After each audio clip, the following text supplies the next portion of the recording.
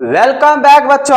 आज जो मैं बात करने जा रहा हूं क्लास 10th वाले बच्चों के लिए, खासकर बिहार बोर्ड वाले बच्चों के लिए मैथमेटिक्स का 80 ऑब्जेक्टिव क्वेश्चंस, जो कि 100% एग्जाम फोकस बेस ये आपका रिवीजन है, मॉडल सेट का क्वेश्चन है। तो चलो हम लोग ये सारे मिलके बच्चे जिनका भी एग्जामिनेशन 2026 में मतलब कुछ ही दिनों बाद होने वाले हैं, वो सारे बच्चे हम लोग प्रैक्टिस करते हैं मैथमेटिक्स के 80 ऑब्जेक्टिव क्वेश्चंस। ठीक है बच्चों, तो चलिए हम लोग देखते हैं सबसे पहला क्वेश्चंस। ये मॉडल सेट क्वेश्चंस में पहला क्या है जो कि इंपॉर्टेंट है, एग्जामिनेशंस में इस पैटर्न पे ही क्वेश्चंस आने वाले हैं।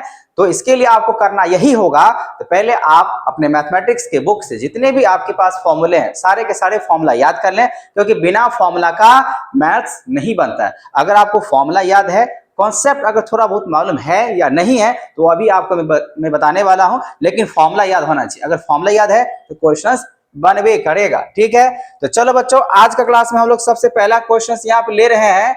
सबसे पहला क्वेश्चन क्या बोला यहाँ पे, निम्नलिखित में कौन अपरिमेय संख्या है। देखो, अपरिमेय संख्या अगर हमेशा ध्यान दें तो जो आपको रूट में रहेगा, है ना। तो यहाँ पे अगर ऑप्शंस अगर आप देखोगे तो इसका भी अगर देखा जाए तो इसका भी लास्ट में 9 है, मतलब इसका 3 बन जाएगा। ठीक है ना, मतलब ये इसका वर्ग रूट अगर देखा जाए, स्क्वायर रूट अगर देखा जाए तो पूरे तरीके से बन जाएगा। 441 है जो कि 21 का है। ठीक है ना, इसका भी अगर देखा जाए तो इसका भी बन जाएगा। लेकिन अगर हम इस पे अगर आते बच्चा, जैसे लिखा हुआ है √2, इसको आप ऐसे भी तो लिख सकते हो, है कि नहीं। कैसे, इस तरीके से आप ऐसे लिखोगे तो √2 का स्क्वायर रूट तो होगा नहीं, तो ये ऐसे रह जाएगा एज इट। वही अगर 100 की बात करें तो कितना हो जाएगा, 10। लेकिन यहाँ पर √2 और यहाँ पे 10 इस तरीके से, तो आपका ये रैशनल क्या कहते हैं यहाँ पे, अपरिमेय संख्या ये रहबे करेगा। ठीक है, ये सब परिमेय है क्योंकि इसका वर्ग रूट होता है ना। इसी वजह से आप लोग यहाँ पे सीधा सीधा बात, इसका आंसर कौन सा हो जाएगा, डी ऑप्शन हो जाएगा। ठीक है ना। ठीक है, तो इसको हम यहाँ पे जितने भी क्वेश्चन है लगभग में बना के ही आपको समझाने वाला हूं, तो इसको थोड़ा अच्छे तरीके से देख लिया जाए। अगला क्वेश्चन बोला गया है, यदि दो धनात्मक पूर्णांक के लॉस हो, ठीक है ना, मतलब एलसीएम, तथा मौसो समान हो तो संख्या क्या होगी। तो संख्या हमेशा बराबर होता है। ठीक है ना, जैसे दो धनात्मक पूर्णांक संख्या, जैसे एलसीएम और एचसीएफ बोला गया है, दो पॉजिटिव इंटीजर्स का अगर इक्वल ही अगर दिया गया है तो हमेशा वो इक्वल ही बनेगा। क्योंकि आप लोगों ने रूल सीखा होगा, जो अगर दो संख्याओं का गुणनफल जो होता है वो हमेशा बराबर होता है एलसीएम गुने एचसीएफ का। तो यहाँ पे भी आपका यही सेंटेंस काम करेगा, इसीलिए आप क्या कहोगे बच्चे, यहाँ पे बराबर होता है। यदि दो धनात्मक पूर्णांक के लॉस और मौसो अगर समान होता है, दोनों संख्या गुना करके फॉर्मूला तैयार कर लो, बन जाएगा, हमेशा बराबर ही होता है। याद आ रहा है ना कोच कि नहीं। चलो अगला प्रश्न को देखते हैं हम लोग। प्रश्न संख्या तीसरा बोला यहाँ पे 0 पॉइंट, अब यहाँ पे 001 पे बार दिया गया। देखो बच्चा, यहाँ पे इस क्वेश्चन का कैसे हम लोग इसको हल करते हैं।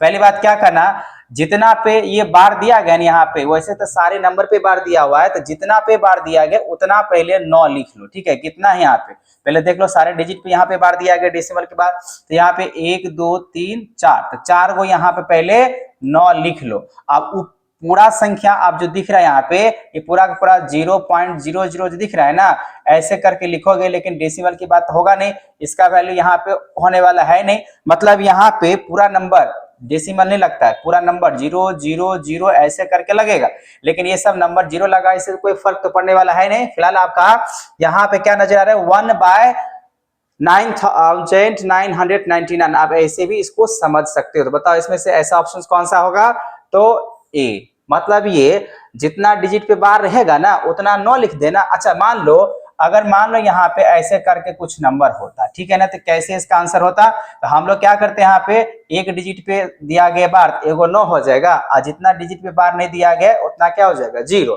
और फिर पूरा का पूरा नंबर क्या बनेगा, 147 बनेगा। पूरा डेसिमल को यहाँ पे कंसीडर नहीं करना अभी के लिए, ठीक है ना।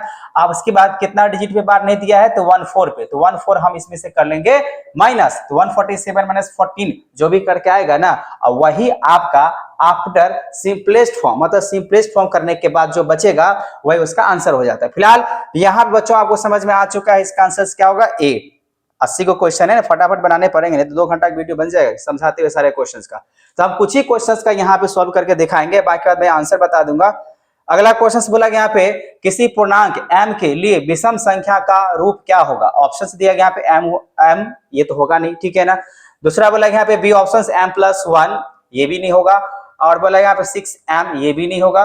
और यहाँ पे ये देखो, यहाँ पे जो लिखा हुआ है ना, तो ये लिखा है किसी पूर्णांक m के लिए विषम संख्याओं का रूप क्या होगा। तो यहाँ पे ये जो दिया गया +1, अब ये m कुछ भी अगर यहाँ पर अगर रखते हैं और उसमें +1 अगर कर दिया जाए तो एक विषम संख्या किसको कहते हैं, जो 2 से भाग नहीं होगा, है कि नहीं है। तो यहाँ पे क्या हो जाएगा, तो डी ऑप्शन हो जाएगा। ठीक है, तो 4 का लगा लेना बच्चा, डी ऑप्शन। ठीक है, चलो अगला प्रश्न पे चलते हैं। प्रश्न संख्या 5 क्या बोला कि यहाँ पे बोला कि यदि a बराबर भी इतना, तो चलो इसको अच्छे तरीके से हम लोग सॉल्व करते हैं। तो a के बराबर क्या लिखा है, 3/2 इंटू 5, फिर b का मान क्या दिया हुआ है, 3 गुने 5 के पावर 2, और फिर यहाँ पे लिखा हुआ है 7 का p। चलो ये भी ठीक है।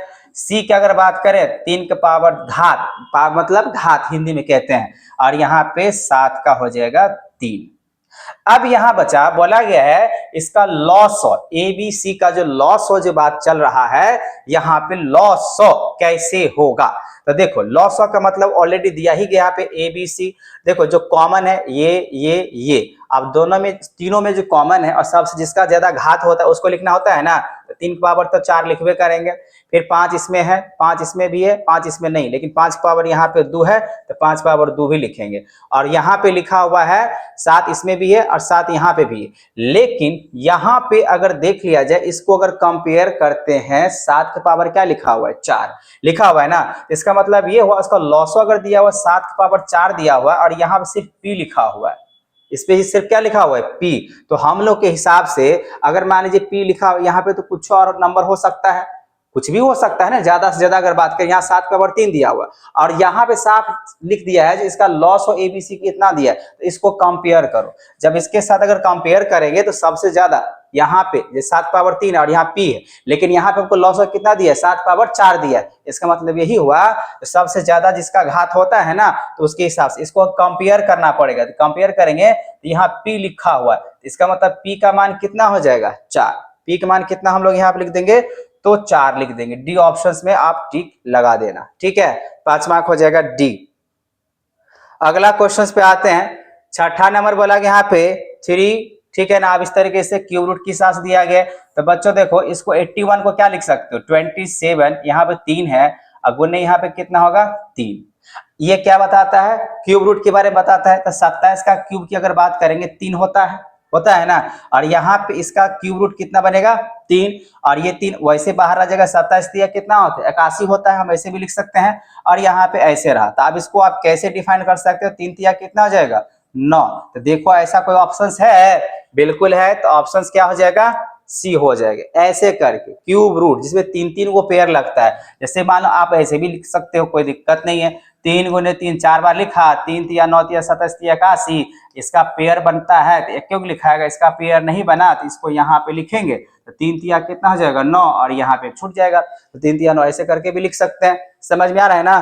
तो ऐसे ही आप लोग इसको बना सकते हो। ठीक है, तो 6 का क्या हो जाएगा, सी। चलो अगला प्रश्न पे चलते हैं। प्रश्न संख्या 7वां बोला कि यहाँ पे इतना दिया गया, ये दिया गया और इतना दिया। इसका मोसो मतलब यहाँ पे हम लोग को निकालना होगा एचसीएफ का मतलब अगर बात करें जो सबसे कॉमन फैक्टर की बात करें, हाईएस्ट कॉमन फैक्टर। देखो बच्चा इसको कैसे हम लोग निकालते हैं, ये नंबर तो आपको दिख रहा है। इसका अगर मोसो निकालते हैं तो सबसे पहले जो इसका जो दिया गया पूर्णांक संख्या बात करें, 36 दिया है ना, फिर यहाँ क्या लिखा हुआ है 54, फिर क्या लिखा हुआ है 90। अब बताओ ऐसा कोई नंबर कॉमन बताओ जो 36, 54 और 90 को डिवाइड कर दे। ठीक है ना। 18 लेते हैं, मान लीजिए इसी ऑप्शन में से लेते हैं।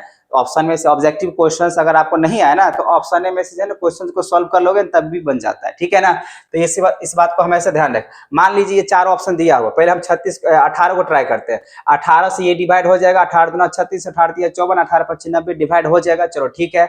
अगर 36 अगर हम उठाते हैं तो 36 ये तो भाग हो जाएगा, लेकिन ये नहीं होगा, ये नहीं होगा। इसका मतलब यही सबसे अच्छा ऑप्शन है। तो इसका मतलब ये हुआ जो 18 तो होबे करेगा। ठीक है ना। अब देखो, अब हम लोग आते हैं लेटर पे। पहले हम लोग नंबर को निकाल लेंगे जो सबसे कॉमन हो और सबसे जो है ना सबको डिवाइड कर दे। एचसीएफ मतलब महत्तम जो समावर्तक की हम लोग बातें करें वो डिवाइड कर देना चाहिए। अब यहाँ देखो x पावर 5 है, यहाँ पे x पावर 4 है और यहाँ x पावर 6 है, तो सब में से कम किसका पावर नजर आ रहा है? x power 4। एचसीएफ में सबसे कम पावर लेना पड़ता है, सबसे कम घात लेना पड़ता है, ठीक है ना। तो यहाँ पे आ जाएगा x पावर 4, क्योंकि यहाँ पे 4 है, यहाँ पे 5 है, यहाँ पे 6 है, सीधा क्या आ जाएगा 4। उसका देखो यहाँ पे y पावर कितना है? 2, y 2 यहाँ पे, यहाँ 3 है, यहाँ 4 है, तो सबसे कम घात क्या होगा? 2 का होगा, तो यहाँ पे 2। तब बताओ इसमें से कौन सा ऑप्शन लगेगा? तो ये लगेगा ना, है कि नहीं है? इसीलिए यहाँ पे ए ऑप्शन लगा देने हैं। चलो अगला प्रश्न पे आते हैं, 8वां नंबर पे। अब ये क्या कह रहा है भैया? तो बोला यहाँ पे 1440 दिया गया, 2p इंटू 3q इंटू यहाँ पे लिखा हुआ है 5r, तो हमको p plus Q minus R की बातें बताना है। इसके लिए मुझे थोड़ा सा यहाँ पे वक्त देना पड़ेगा, इसको मुझे क्या करना होगा? प्राइम फैक्टर करना पड़ेगा। 2 से लगा दो, यहाँ पे हो जाएगा 7, यहाँ पे हो जाएगा 20, 2 से लगा दो, यहाँ पे हो जाएगा 360, यहाँ पे 2 से लगा दो हो जाएगा 180, यहाँ पे 2 से लगा दो हो जाएगा 90, यहाँ पे 2 से लगा दो हो जाएगा 45, यहाँ पे 2 से लगा दो नहीं लगेगा, 2 से नहीं लगेगा, 3 से लगाओ, यहाँ पे हो जाएगा 15 और यहाँ पे 3 से लगाते तो हो जाएगा 5। चलो ठीक है। अब यहाँ पे बचा देखो 2 कितना बार है? 1 2 3 4 5, तो यहाँ पे 2 का पावर कितना हो जाएगा? 5 गुने 3 कितना बार है? 1 2 बार, तो यहाँ पे आ जाएगा 3 का पावर 2, फिर गुने 5 कितना बार है? 1 बार, तो 5 पावर हो जाएगा 1। अब इसको कंपेयर करो, इसको कंपेयर करो, क्या कंपेयर करना है? p, तो p इसका हम लोग क्या बोल सकते हैं? 2 पावर p दिया गया, तो p पावर हम लोग कितना मान सकते हैं कंपेयर करके? 5, है ना। p की जगह से 2 का पावर 2 का घात कितना दिख रहा है? 5, इसका मतलब p की जगह पे क्या लिखाएगा? 5 लिखाएगा। फिर यहाँ पे प्लस बोला है तो प्लस लिखेंगे, फिर q, तो q की जगह पे कितना दिख रहा है यहाँ पे? मतलब 3 के पावर 2 है, तो यहाँ हो जाएगा 2, और यहाँ पे माइनस, तो माइनस, और r के जगह पे ये r को रिप्रेजेंट कर रहा है मतलब 1, तो 5 2 7, और 7 में से एगो चला गया तो कितना बचेगा? 6। क्या इसमें ऑप्शन नजर आ रहा है कहीं पे? 6, इसका ऑप्शन जो है 6 यहाँ पे नजर आ रहा है, ए ऑप्शन हो जाएगा। 8 का क्या हो जाएगा बच्चा? ए हो जाएगा। बात समझ में आ गया? पहले से ऐसे करके देखना पड़ेगा, ठीक है, तो ये ए लग जाएगा। Very good. चलो अगला प्रश्न पे आते हैं, 9 नंबर पे। 9 नंबर प्रश्न क्या कह रहा है? पे निम्नलिखित में किसका दशमलव प्रसार अशांत होगा? तो आप लोगों ने सीखा होगा जो अशांत या शांत की अगर बातें करें तो देखो, जैसे अगर हम लोग देखते हैं जिसका जो अगर बात करते हैं हर मतलब डिनोमिनेटर, अगर 2 के पावर मान लेते हैं m, 2 का घात m, ठीक है ना, और फिर 5 का घात अगर मान लेते हैं n के रूप में अगर होता है तो वो शांत होता है, या दोनों में से कोई एक भी अगर होता है तभी वो शांत होता है। लेकिन इसके अलावा अगर कोई नंबर इसके साथ अगर आ जाता है तो वो अशांत हो जाता है। तो यहाँ पे हमसे पूछ रहा है अशांत, तो देखो लास्ट में आप देखो लॉजिकल बताते हैं। अब ये देखो 400 है ना, पक्का ये 5 और 2 का डिविजिबल होगा, इसका भाग हो जाएगा, है कि नहीं है। 250 दिख रहा है यहाँ पे, ये भी 2 से और 5 से भाग हो जाएगा, मतलब ये भी शांत होगा, ठीक है। 625 है, ये भी 5 से भाग हो जाएगा, होगा कि नहीं होगा? आपको 2 और 5 से भाग दे के इसको चेक कर लेना है नीचे वाले को, अगर भाग हो जा रहा है ना इसका मतलब इसको कुछ नहीं करना है। अब यहाँ पे आते हैं, ये 2 से भाग तो हो जाएगा लेकिन ये 5 से भाग नहीं होगा, ये 2 से भाग हो जाएगा लेकिन 5 से भाग नहीं होगा, ठीक है ना। तो मुझे लग रहा है यहाँ पे पहले 2 से भाग देगा, तो 400 है तो 200 कितना हो जाएगा? 31। अब यहाँ पे 231 नंबर हुआ, इसका मतलब कोई और नंबर से भाग हो जाएगा। तो क्या कहता है शांत होने के लिए? या तो 2 का पावर अगर m है तब भी ये क्या हो जाएगा? शांत हो जाएगा, ठीक है, तभी इसको हम लोग शांत कहते हैं। और वही सिर्फ 5 के पावर अगर n है फिर भी वो शांत होगा। लेकिन 2 के अलावा अगर मान लीजिए कोई भी अगर नंबर है, कोई भी अगर संख्या होता है, कोई भी अगर संख्या होगा तो वो अशांत में चला जाएगा, ठीक है। तो सीधा सीधा बात यहाँ पे हो जाएगा ये वाला 9 का सी हो जाएगा, ठीक है। चलते हैं अगला प्रश्न पे। प्रश्न संख्या यहाँ पे 10 बोला, यहाँ पे यदि n एक प्राकृतिक संख्या है तो दो n के पावर n का पावर क्या लिखा हुआ है 2n माइनस 4 का पावर क्या लिखा हुआ है 2n। अच्छा बच्चों आप ये बताओ प्राकृतिक संख्या किसको बोलते हैं, गिनती के संख्या को, मतलब कहां से गिनती होगा, एक से होगा ना। तो पहले आप एक के पुट करके देख लो, ठीक है। तो मान लीजिए यहाँ पे ये 9 हुआ और यहाँ पे 2 रखे, तो इसको अगर n अगर प्राकृतिक संख्या, यहाँ पे साफ साफ लिखा हुआ है n एक प्राकृतिक संख्या है, तो मान के चलते हैं माना कि, ठीक है ना, वैसे करके चलो, माना कि, ठीक है ना, n बराबर में थोड़ा सा जगह बना के लिखते हैं यहाँ पे, ठीक है ना, माना कि यहाँ पे वैसे आपको माना ये तो ऑब्जेक्टिव है ना, तो ऐसे 1, तो यहाँ पे 1 माइनस 4 2 गुने यहाँ पे भी 1, तो यहाँ पे 9 के पावर 2 और यहाँ पे 4 का पावर यहाँ पे भी 2 होगा ना, क्योंकि दोनों यहाँ पे इसी तरीके से दिया हुआ है। अब 9 का अगर बात करें यहाँ पे तो हो जाएगा कितना 81, 9 का अगर वर्ग करते हैं तो 81 या 4 का वर्ग करते हैं तो 16, तो 11 में से 6 गया तो हो जाएगा 5 और 7 में से 1 गया 6, तो यहाँ पे क्या आ रहा है 65 आ रहा है। अब 65 जो है बच्चा वो क्या होगा, अब इसमें से ऑप्शन से ढूंढना है, किससे भाग हो जाएगा 13 5 65, इससे भी भाग हो जाएगा और 5 इसमें 13 5 65 दोनों से भाग ही हो जा रहा है, ठीक है। इसका मतलब यहाँ पे ऑप्शन कौन सा नजर आ रहा है, सी, ठीक है ना। तो ये हमेशा बोला गया सदैव विभाज्य होना चाहिए, इसी वजह से इसका आंसर जो होगा वो सी होगा, 5 से भी और 13 से दोनों से भाग हो जाएगा, क्योंकि n के जगह पे आप दोनों जगह पे सेम वैल्यू लिखाएगा, क्योंकि प्राकृतिक संख्या जैसे 1 लिया तो 1 रखो, 2 रखोगे तो 2 रखो, ठीक है ना। फिलहाल यहाँ पे प्राकृतिक संख्या यहाँ पे 1 से गिनती होता है, इसीलिए पहले हमको 1 के लेकर ट्राई करना होगा, फिर ऑप्शंस को चेक करना पड़ेगा। अब कोई बच्चे बोलेगा सर अगर हम 2 ले लेते हैं, तो ऐसा नहीं है, पहले 1 से शुरू होता है ना गिनती संख्या, मतलब प्राकृतिक संख्या, ठीक है। चलो तो यहाँ पे तो आपने समझ लिया सी होगा।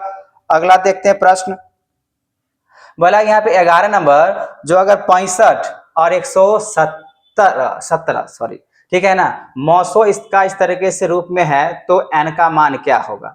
बच्चों सबसे पहले क्या करना होगा, यहाँ जो 117 और 65 दिया है ना, इसका सीधा सीधा आप लोग यहाँ पे भागफल विधि द्वारा ही, जब ऑब्जेक्टिव है तो हम किसी भी तरीके से निकाल ही सकते हैं, क्योंकि ऑब्जेक्टिव क्वेश्चन मुझे तो सिर्फ टिक लगाना है, प्रोसेस वाला अगर होता तो हम लोग इक्लुडिक थ्योरम से, ठीक है ना, जो होता है उससे बना लेते हैं। फिलहाल यहाँ पे 65 को अगर हम 117 से अगर मान लीजिए भाग विधि द्वारा बनाते हैं तो 65 1 जा 1 के बार में लगेगा, 2 बार में 130 हो जाएगा, 17 में से 5 गया तो यहाँ पे सॉरी 17 नहीं बनेगा 7 बनेगा, 7 में से 5 गया कितना बनेगा 2 और ये बनेगा 11 में से 6 गया तो 5। चलो यहाँ पे 65 है तो 65 लिख देते हैं, फिर एक यहाँ पे हो जाएगा 52 है, यहाँ पे हो जाएगा 13, ठीक है 13 होगा 13 65, ठीक है, तो यहाँ पे 3 यहाँ पे फिर 52 यहाँ पे दिया गया है, तो इस तरीके से 13 चौका 52, इस तरीके से देख के बारे में हो गया, ये 13 आ गया, ठीक है। अब 13 आया है, कितना एचसीएफ इसका आ रहा है 13, तो चलो चेक कर लेते हैं। तो क्या करना 65 एन माइनस 117 बराबर में 13 रखते हैं, चेक कर लेते हैं क्या होता है। जितना भी इसका एचसीएफ निकलेगा ना, सिंपल सी बात है, ये दोनों का एचसीएफ जितना निकलेगा, ये जहां 900 दिया हुआ है 65 एन माइनस 117 के रूप में, तो एन का मान क्या होगा ना, करना कुछ नहीं है, इस दोनों का पहले एचसीएफ निकाल लेना, जो भी आंसर आएगा ना उसके बराबर में रख दो। अब देखते हैं इसके हिसाब से आंसर आएगा कि नहीं आएगा। अब यहाँ पे 13 है, अब माइनस 117 इधर आकर क्या हो जाएगा प्लस में 117, तो 65 एन यहाँ पे और हो जाएगा 130, तो कटा दो यहाँ पे n बराबर में हो जाएगा 2। तो देखो क्या इसका 2 ऑप्शन कहीं नजर आ रहा है, हाँ बिल्कुल आ रहा है, तो 11 का क्या हो जाएगा सी, समझ में आ रहा है, यहाँ पे 11 का हो जाएगा आपका सी हो जाएगा। कोई दिक्कत है, समझ में आ रहा है, दिख रहा है, ठीक है बिल्कुल दिख रहा है। तो यहाँ पे 11 तक तो बात समझ में आ गया। अब चलते हैं अगला प्रश्न पे, प्रश्न संख्या यहाँ पे है 12। अब बोला यहाँ पे 12 नंबर में 141 मतलब 141 बट्टे में 120 है का दशमलव प्रसार के कितने स्थान के बाद शांत हो जाएगा। बहुत ही अच्छा क्वेश्चन है, गुड क्वेश्चन है, लेकिन पता है बच्चा इस गुड क्वेश्चंस के लिए हम लोगों को क्या करना होगा, भाग नहीं देना है। हम लोग अभी जो बात की थी इससे पहले जो क्वेश्चन था, जो 2 के पावर क्या बोलते 2 के पावर m गुने 5 के पावर n जो घात होता है वैसे ही चेक कर लो। अब 120 है ना, तो देखो 120 का क्या करना, ध्यान से देखो, बहुत ही अच्छा प्रश्न है, यहाँ पे कॉन्सेप्चुअल क्वेश्चन है, 100% क्वेश्चन आएगा ही आएगा इस टॉपिक, ठीक है ना। तो 120 को पहले ऐसे लगाओ 2 से, तो कितना हो जाएगा 60, 2 से लगाओ यहाँ पे तो 30, 2 से लगाओ 15, फिर यहाँ पे 3 से लगाओ 5। अब देखो भैया यहाँ पे 120 को लगा है 2 से 60 से 30 से, यहाँ पे 3 से लग गया, ठीक है ना। लेकिन यहाँ जो देख रहे हैं 2 का पावर कितना हो जा रहा है 3, अगुने यहाँ पे 3 अगुने 5। देखो शांत तो होगा, ऐसी बात नहीं है, लेकिन बोला कि कितने स्थान के बाद हो जाएगा। तो सीधी बात है, ऐसे करके प्राइम फैक्टराइज कर लेना, ठीक है ना, पूरे तरीके से इसको विभाज्य कर लेना, और उसके बाद हम लोग को क्या करना होगा, ऐसे घात के रूप में लिखना, और जिसका जितना घात होगा बड़ा, ठीक है ना, वो उतना स्थान के बाद वो क्या हो जाता है, शांत हो जाता है। इसी वजह से अगर हम कहें तो यहाँ पे घात देखो, यहाँ पे एक घात है, यहाँ पे एक घात है ना, तो 2 का पावर 3 है, तो 2 का घात 3 है, तो इसका मतलब सबसे ज्यादा घात इसी के ना है। तो इतना, इसका मतलब यही हुआ, यहाँ देखो ये जो है ना, यहाँ पे सी ऑप्शन हो जाएगा, क्योंकि इतना दशमलव के बाद ये पूरे तरीके से कटेगा, जरूर कटेगा, लेकिन कितना डेसिमल के बाद, 3 दशमलव के बाद वो कट जाएगा, ठीक है ना, यही पूछ रहा है। जैसे ऐसे करके भाग देना है ना, ऐसे करके भाग देना है, मान लीजिए जब हम इसको 141 में अगर 120 से भाग देंगे तो यहाँ पे ऐसा कुछ नंबर आएगा, और आने के बाद ये हाइपोथेटिकल नंबर लेते हैं, ठीक है ना, ये पूरे तरीके से नीचे क्या हो जाएगा, कैंसिल हो जाएगा, ये दशमलव के 3 बार ऐसे पूछ रहा था, ठीक है। तो हम लोग तो सीखिए गए हैं, इसका प्राइम फैक्टराइज कर लेना है, पावर घात कर लेना है, जो सबसे ज्यादा होगा वही उसका जो है उतना डिजिट के बाद वो शांत हो जाएगा, ठीक है। तो सी 12 का सी। अगला प्रश्न पे आते हैं 13 नंबर पे। 13 नंबर तो और भी आसान है। बोला गया यहाँ पे देखो क्या लिखा है, यहाँ पे बहुपद दिया है px का और qx का, मौसूद 6x माइनस 9 अगर है तो इसको बच्चा आप कैसे लिख सकते हो, 3 कॉमन निकालो तो क्या लिखाएगा 2x माइनस में 3, इसको ऐसे लिख लो, कोई दिक्कत नहीं। तो pq, अब पी क्यू इस तरीके से पी और क्यू एक्स का बताया जा रहा है। अब यहाँ पे इस तरीके से बातें चला तो अब मुझे गुना करना पड़ेगा, ठीक है ना। तो एक तो पी इस तरीके से मोसो, अब मोसो दिया हुआ और क्यू एक्स का मोसो हो, तो इसका पी एक्स और क्यू एक्स का क्या हो सकता है, ठीक है। अब इसी में से देखो ये तो ठीक है ना, अब ये मुझे ढूंढना पड़ेगा इस ऑप्शन में से कौन सा ऑप्शन इसके लिए है बेटर। अब यहाँ पे 3 अगर कॉमन लेते हैं बच्चा, ये 3 तो एक अलगे हो गया मैटर, ठीक है ना। अब ये इसके साथ अगर किया जाए तो इसमें कितना कॉमन ले सकता है, 6 कॉमन ले लो, तो कितना बचेगा यहाँ पे 2x और माइनस यहाँ पे हो जाएगा आपका 3, ठीक है। लेकिन साथ में क्या आ रहा है 3 भी आ रहा है, तो ऐसे तो इसमें होने वाला है नहीं, ठीक है, एक के को टर्म आ रहा है, मुझे यहाँ पे पी एक्स और क्यू एक्स को दोनों करना है, ये वाला बात होने वाला है नहीं। अब इस पे चलते हैं तो एगो प्लस में है और एगो माइनस में है, तो प्लस वाला माइनस वाला तो एक साथ होने वाला है नहीं, ठीक है। अब ये दोनों को गुना करते हैं यहाँ पे इस तरीके से लेकर, तो एगो तो स्क्वायर बनेगा और यहाँ पे ये बनेगा, ठीक है। तो हम यहाँ पे मैंने समझ लिया, आपको थोड़ा सा प्रोसेस करना पड़ेगा, क्योंकि यहाँ पे एचसीएफ ऑफ दिया गया 2 पॉलिनोमियल्स px एंड qx इस इतना दिया हुआ है, तो यहाँ पे px और qx ऐसा 2 नंबर क्या बात पूछ रहा है, 2 नंबर, ठीक है ना। इसी वजह से इसका कौन सा हो जाएगा, तो मेरे हिसाब से डी होगा, जब मल्टीप्लाई कर दोनों माइनस माइनस में आना चाहिए, ठीक है ना, तो ये आ जाएगा, ठीक है बच्चों। तो आप चाहो तो मल्टीप्लाई करके भी निकाल सकते हो दोनों को सेम नंबर से। तो फिलहाल यहाँ पे यही आपका आंसर है डी। 13 का क्या लगाएंगे हम लोग, डी लगाएंगे। आप लोग कमेंट करना आप लोग को समझ में आया या नहीं, ठीक है ना, अगर आ गया है तो मुझे बना के भेज देना। 14 नंबर क्वेश्चन बोला गया बच्चा, निम्नलिखित में कौन बीजीय व्यंजक बहुपद नहीं है, ठीक है। तो देख लेते हैं यहाँ पे, ये इसमें y पावर दिया है घात 3, ये भी 3, ठीक है, √5y ये तो है, ठीक है ना। फिर यहाँ पे ऐसे करके दिया इसमें 3, ये भी 3, ये भी है, ठीक है। यहाँ पे लिखा है 5y प्लस ये, देखो यहाँ पे जो है ना रूट किस पे लगा दिया है, रूट लगा दिया है लेटर पे, अक्षर पे, ठीक है ना। और लेटर या अक्षर जिसको कहते हैं, इस पे रूट नहीं रहना चाहिए, अगर रूट डाल दिया ना मतलब ये बहुपद नहीं होगा। और कहीं पे नजर आ रहा है किसी भी लेटर पे रूट दिया हुआ है, नहीं डाला हुआ है, ठीक है, तो ये सब है बहुपद है, लेकिन ये नहीं है। और आपसे क्या पूछ रहा है, कौन सा बहुपद नहीं है, इसी वजह से सी वाला जो है ना ऑप्शन सही है। चलो अगला प्रश्न पे आते हैं। 15 नंबर पे बोला गया यहाँ पे, यदि बहुपद इतना minus 5y square minus y plus 25 के शून्यक ए बी हैं, तो ए बी मल्टीप्लाई में dot 1 upon alpha plus B, ये ए बी नहीं है, अल्फा इंटू बीटा है, ठीक है ना। तो पहली बात यहाँ पे अगर बच्चों इसका अगर हम लोग निकालते हैं सम ऑफ जीरोज, तो जैसे क्या होता है अल्फा प्लस बीटा शून्यकों का अगर जोड़ की बात करें तो क्या बनेगा यहाँ पे माइनस बी बाई यहाँ पे ए, तो माइनस अब बी की जगह पे कितना आ जाएगा, माइनस से 1 आ जाएगा, एक जगह पे कितना आ जाएगा 5। तो यहाँ पे alpha plus beta equal two plus में चला जाएगा 1/5। चलो ठीक है। अब अल्फा इंटू बीटा मतलब गुणनफल होता है ना, शून्यकों का गुणनफल की अगर बात करें तो होता है c/a। तो यहाँ पे c, तो c कितना हो जाएगा 25, तो 25 लिखेंगे और a, एक मतलब क्या होता है 5, तो 5 इसको कटा दो कितना हो जाएगा 5। यहाँ पे अल्फा इंटू बीटा 5 है। अब मुझे इसका वैल्यू निकालने के लिए बोला गया है, तो अल्फा इंटू बीटा तो 5 अब गुने, यहाँ पे इंटू का मतलब यहाँ पे डॉट दिख रहा है ना, डॉट का मतलब क्या होता है गुना होता है, तो गुना कर देंगे। और फिर यहाँ पे 1 अपॉन अल्फा प्लस बीटा, तो अभी निकाले ना अल्फा प्लस बीटा क्या होगा 1/5 होगा, तो यहाँ पे 1 हो जाएगा 5, तो 5 यहाँ पे हो जाएगा गुने।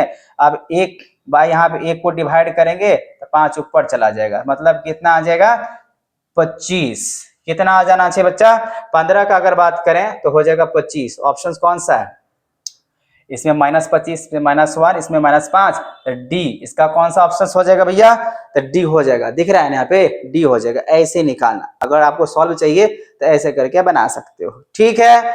चलो अगला प्रश्न पे आते हैं 16 नंबर।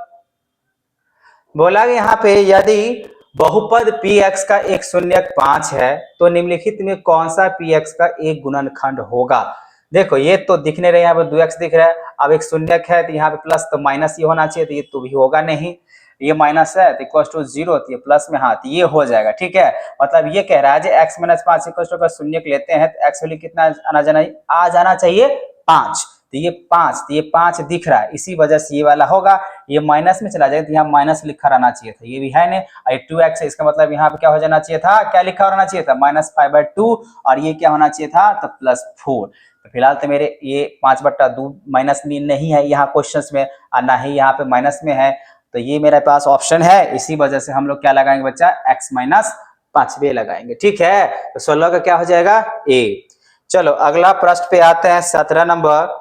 बोला गया यहाँ पे यदि द्विघात बहुपद इतना के शून्यक अल्फा तथा बीटा इस प्रकार है कि alpha square plus beta square plus में यहाँ पे लिखा हुआ, ये बहुत ही अच्छा क्वेश्चन है। और एक बात बता देते हैं बच्चा, ये 2 मार्क्स के क्वेश्चंस में भी आते हैं और आएगा ही आएगा, तो इस क्वेश्चन को थोड़ा ध्यान से देखो, मैं बना देता हूँ यहाँ पे प्रोसेस के साथ। तो प्रोसेस कहाँ पे करें, ऐसे ही कर लेते हैं। जैसे मान लीजिए ये अल्फा या ए की वैल्यू चलो अभी लेते हैं 2 है, बी की वैल्यू यहाँ पे 7 है, और सी की वैल्यू कितना है p।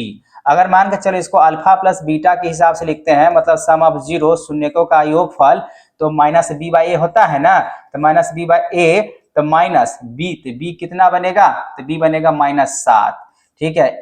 a हो जाएगा यहाँ पे 2, तो ये तो हो जाएगा अल्फा प्लस बीटा का वैल्यू इतना, ठीक है। अब अल्फा इंटू बीटा का अगर निकालते हैं तो होता है c/a, तो अल्फा इंटू बीटा, तो c कितना है, तो c है आपका p, और a कितना है तो है 2, तो ऐसे हो गया।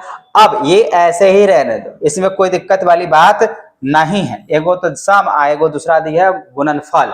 अब हम लोग आएंगे इस पे, यहाँ जो समीकरण इक्वेशंस लिखा हुआ है, ये लिखा हुआ ऐसे करके, जो alpha square plus beta square plus में लिखा हुआ है जो अल्फा इंटू बीटा, अब बराबर में लिखा हुआ 24 बट्टे कितना है, सॉरी 24 नहीं है 21 है, तो यहाँ पे लिखा हुआ है 21/4, ठीक है। इसका मान मुझे पता करने के लिए बोला गया, मतलब p का मान, ठीक है ना। तो p का भी मान हम लोग निकालेंगे, अल्फा इंटू बीटा है, तो थोड़ा सा ऐसे करके लिख लेते हैं। अच्छा बच्चा, क्या आप लोग को फॉर्मूला मालूम है, मैंने बोला सूत्र याद होना चाहिए, अगर सूत्र अगर याद रहेगा ना तो 10th क्लास का जितना भी मैथमेटिक्स का क्वेश्चन वो बन जाता है। क्या बच्चा, इसको हम लोग ऐसे लिख सकते हैं, अल्फा प्लस बीटा का होल स्क्वायर -2 लिख सकते हैं, ठीक है। 2 लिखेंगे 2 अल्फा बीटा लिखाएगा, ठीक है ना, क्या लिखाएगा 2 अल्फा बीटा, और प्लस में यहाँ पे अल्फा बीटा, अब इक्वल्स टू यहाँ पे 21/4। Very good. अब यहाँ पे एक लाइन और तोड़ना चाहते हो तो तोड़ सकते हो, जैसे देखो अल्फा प्लस बीटा इस तरीके से ही रहेगा, -2 अल्फा बीटा में से एक अल्फा बीटा चला गया, फिर भी एक वो अल्फा बीटा बच गया, तो 21 यहाँ पे 4। अब अल्फा प्लस बीटा का वैल्यू अगर यहाँ से उठा के दे दें -7 कितना 2, तो यहाँ पर रख दो, -7 कितना हो जाएगा 2, इसका हो जाएगा square minus alpha into beta, तो p/2, तो यहाँ पे आ जाएगा p/2 इक्वल्स टू 21/4। चलो अब इसको सॉल्व कर लिया जाए, तो 49/4 -p/2 और 21/4, ठीक है, यहां तक तो आपको बात समझ में आ चुका है, इतना बात तो समझ में आ चुका है ना। तो आप थोड़ा सा यहाँ पे आ जाओ, यहाँ से यहाँ पे आ जाओ, ठीक है ना। तो आप क्या करना होगा भैया, तो यहाँ पे आप क्या करो, 49/4 माइनस 21 कितना है 4, अब बराबर में यहाँ पे हो जाएगा p/2। ये माइनस में है ना, तो हम उसको उधर भेज दिए, कोई गलती की है नहीं ना। 4 यहाँ पे जो है ना एकदम से एक जैसा है, तो 49 में से एक ज्ञात हो, मतलब 9 में से एक ज्ञात हो जाएगा 8, और 4 में से 2 ज्ञात हो जाएगा 2, इसको कटा देंगे हो जाएगा 7, ठीक है। अब यहाँ पे p/2 में 2 है तो गुने 14, तो यहाँ पे p का जो मान है हमको निकल के आया है 14। तो यहाँ पे दिख रहा है सी वाला ऑप्शन दिख रहा है, यहाँ पे 17 का क्या हो जाएगा बच्चा, सी हो जाएगा। देखो ये प्रोसेस है, तो आप प्रोसेस तो करके बताना पड़ेगा। मान लीजिए हम अंदाजे बोल देते हैं जी इसका ये होगा ये होगा, तो हमको भी पता नहीं चलेगा ना, जब तक बनाएंगे नहीं हम, तो मुझे भी पता नहीं चलता, क्योंकि हम क्वेश्चंस के आंसर को रट के थोड़ी रखेंगे, और अलग अलग प्रकार के क्वेश्चंस है, इसलिए मुझे सॉल्व करना ही पड़ेगा। तो फिलहाल के लिए इसको मैंने सॉल्व कर दिया, पहले ऐसे करके लिखो, फिर ऐसे लिखो, फिर ये वाला हमने यहाँ पे कैलकुलेट किया जो कि 14 आ गया था, 14 मतलब सी ऑप्शन हो जाएगा, ठीक है, 17 का सी। अगला प्रश्न पे चलते हैं बच्चा, प्रश्न संख्या 18।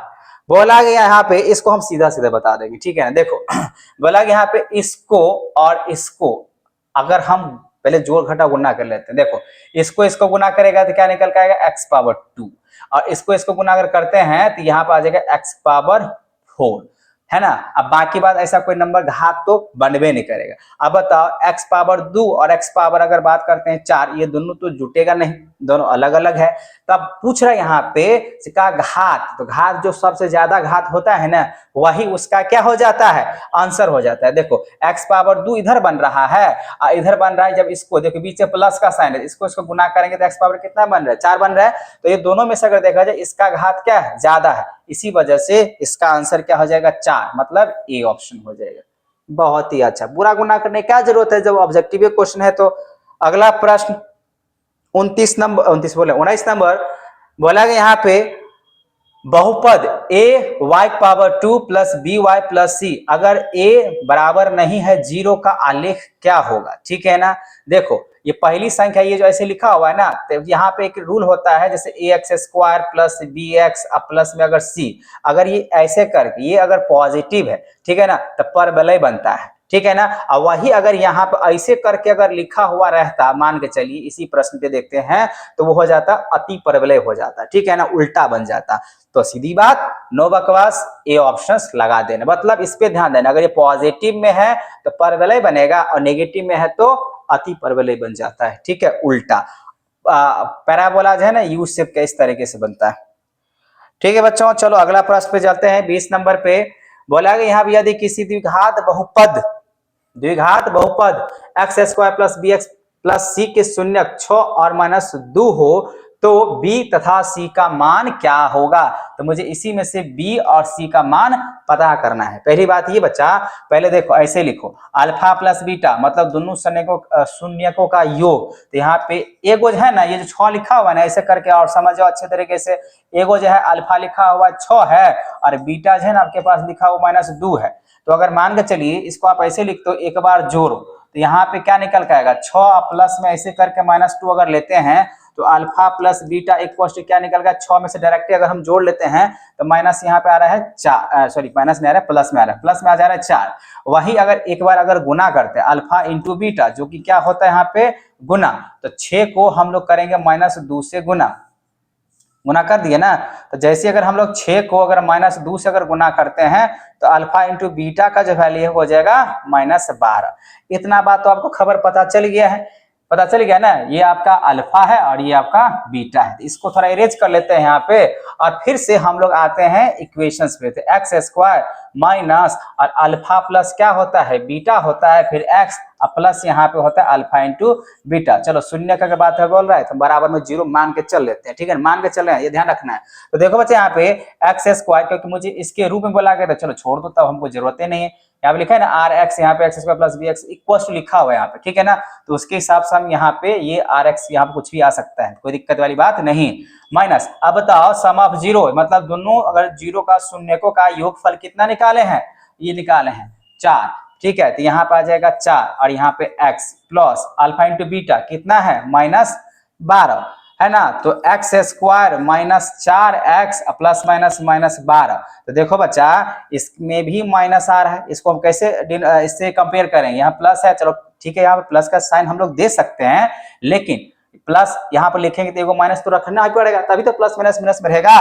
तो -4 और ये वाला आ जाएगा -12। तो देखो ऑप्शंस यहाँ पे कौन सा दिख रहा है आपका, तो ए ऑप्शन, ठीक है। तो यहाँ पे हो जाएगा 20 का ए। चलो क्या किया जाए, मैथ्स है ना तो प्रोसेस करके बताने पड़ते हैं। अब अगला प्रश्न की अगर बात करें 21 नंबर, तो यहाँ पे लिखा हुआ है 3 के पावर x प्लस वाई बराबर में 3 के पावर x माइनस वाई, ऐसे करके है ना। अब ये 27 है, तो 27, अच्छा सीधा अगर रूट रहता है ना उसका वैल्यू कितना होता है, कितना मान होता है बच्चा, 1/2 होता है। तो अगर हम यहाँ पे 3 लिखे, 3 का क्यूब गुणे कर दे 1/2 से, तो क्या होगा, तो 3 और यहाँ पे x प्लस वाई और यहाँ पे 3 और x माइनस वाई और यहाँ पे हो जाएगा 3 का घात 3/2। तो देखो यहाँ पे ये इसके बराबर सब एक दूसरे के बराबर है, तो एक एक करके रख लो, 3 और फिर यहाँ पे x प्लस वाई अब बराबर में 3 और फिर यहाँ पे 3/2, इससे कैंसिल हो जाएगा। तो एगो हो जाएगा x plus Y equal to 3/2, ये मान लो पहला समीकरण, ठीक है। अब दूसरा समीकरण पे आते हैं, तो यहाँ पे ये तो प्लस रखे, आप माइनस रखते हैं। अभी हमने इसको इसके बराबर में रखा था यहाँ पे, तो एगो ये समीकरण निकला। अब इसको हम इस तरीके से रखते हैं 3, फिर यहाँ पे x minus Y equal to में 3 और यहाँ पे आ जाएगा 3/2, इसको इससे कैंसिल करेंगे तो x माइनस वाई अब बट्टे में क्या हो जाएगा 3/2, ये हो जाएगा दूसरा समीकरण। अब हम इतना ही पे समझा देते बच्चा, अगर मान लो अब इसको और इसको अगर जोड़ते हैं तो माइनस वाई और प्लस वाई दोनों कैंसिल हो जाएगा, है कि नहीं। कैंसिल होने के बाद ये 2x बचेगा। अब 2x और यहाँ 3 3 6 को अगर हम 2 से अगर भाग देते हैं बचेगा 3, क्या बचेगा यहाँ पे 3 बचेगा, ठीक है ना।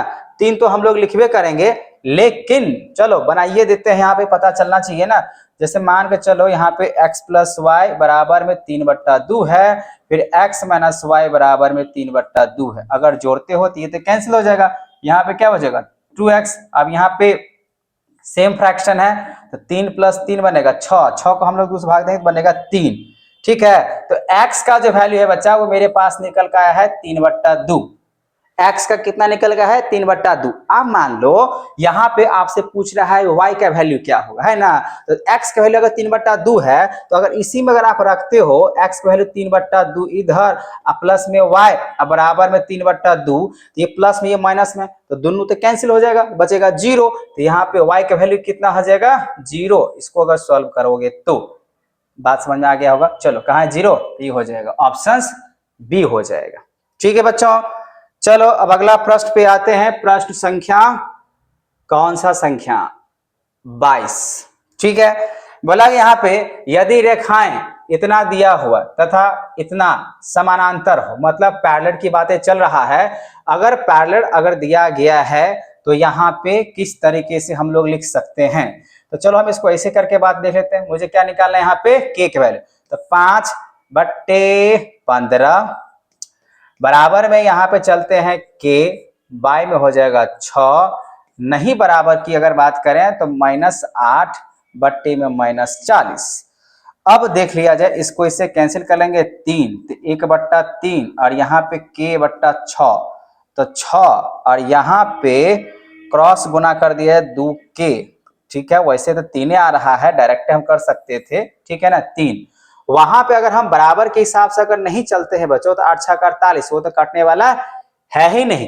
तो 22 की अगर बात करें तो मेरे हिसाब से 22 का कितना आना चाहिए 5, यहाँ पे बाई 15, 5 × 15 हो जाएगा, के की जगह पे के हो जाएगा, 6y हो जाएगा और -8, तो माइनस माइनस तो वैसे भी कैंसिल हो जाएगा। अच्छा 8 × 8 8 5 40 हो जाएगा, ठीक है। यहाँ पे तो इस तरीके से आ रहा है, मेरा तो 3 आ रहा है, नहीं 3 दूना 6, सॉरी यहाँ पे हम 2 लिख दिए हैं, ये 3 है ना भैया। 3 को अगर 6 से यहाँ पर डिवाइड करते हैं तो होता है 2।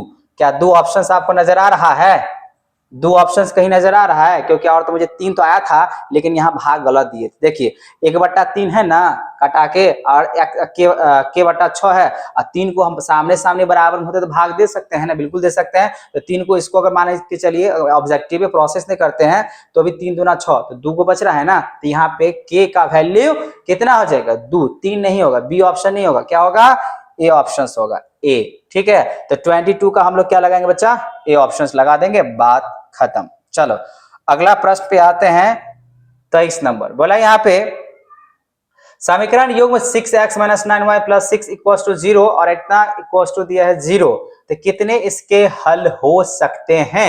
सीधा सीधा बात कह सकते हैं, पहले चेक कर लो, ठीक है ना, जो कंपेयर करना होता है ना उसको चेक करो।